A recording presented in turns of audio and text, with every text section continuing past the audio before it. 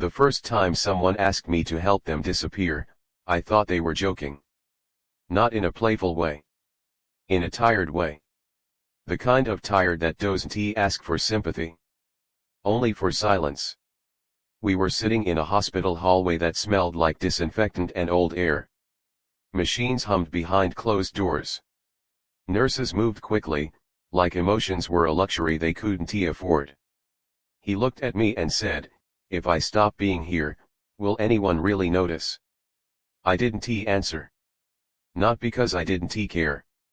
Because I was afraid of the truth.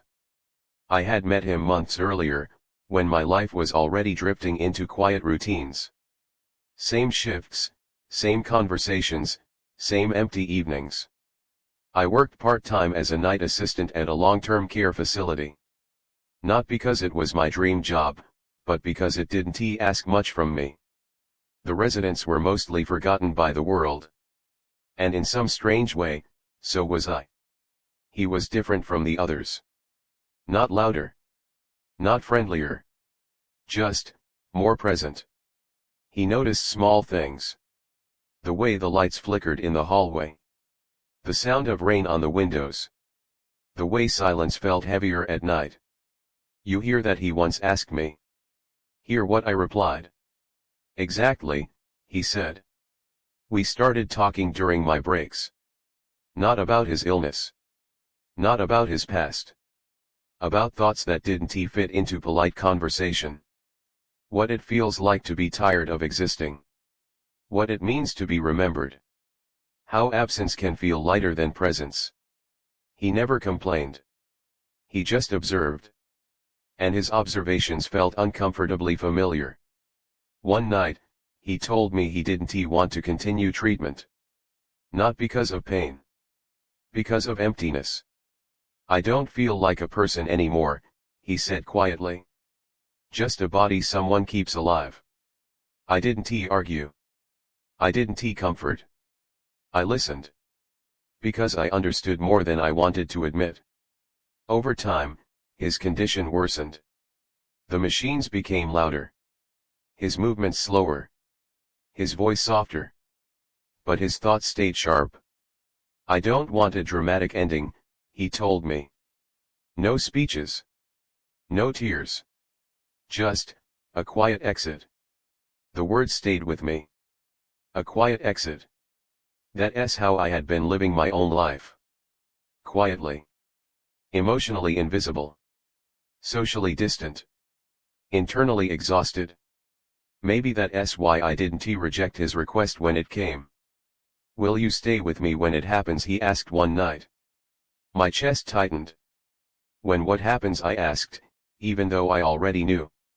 "When I stop." Silence filled the room. Not awkward. Heavy. I should have said no. I should have called someone. I didn't. Because part of me wanted to know what it felt like to witness a choice that final. The day came quietly. No alarms. No announcements. No visitors. Just me, him, and the steady sound of a machine that kept time better than we ever could. He looked peaceful. Not hopeful. Resolved. "Promise me something," he said. "What?" I asked. "Don't make this bigger than it needs to be." I nodded. He closed his eyes. The machine kept humming. Then it didn't. There was no dramatic moment. Just a shift in the air. A quiet absence. I sat there longer than I was supposed to. Not because I was grieving. Because I was processing something I couldn't name. I had witnessed someone choosing their ending. And I hadn't stopped it. I didn't feel guilty. I felt hollow. After that night, my life didn't change outwardly. Same job. Same routine. Same silence. But inside, something had shifted.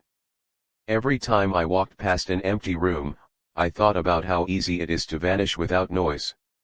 How simple it is to disappear when no one is really looking. I started noticing how many people around me were fading quietly. Not dying. Just existing without being seen. And I realized something unsettling. We don't always disappear because we want to leave. Sometimes we disappear because we stop feeling like we belong.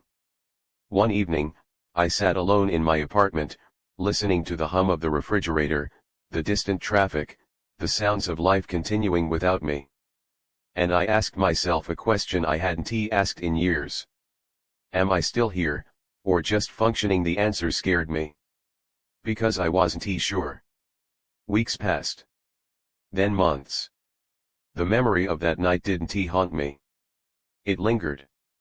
Like a shadow that follows you even in daylight. I began writing. Not to confess. Not to explain. Just to remember. About him. About the silence.